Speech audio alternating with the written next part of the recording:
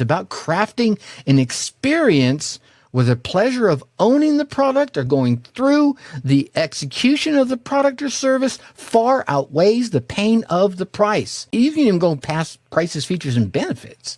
Because traditionally, let's be honest, marketing has been very heavily price focused. Like I said earlier, it's all about slashing, crazy Tracy, slashing the price. But what if I told you that that approach might be missing a crucial piece of the puzzle?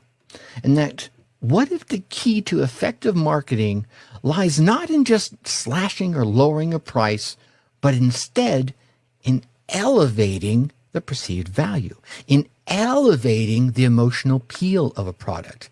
If you can get in there, whoa, man.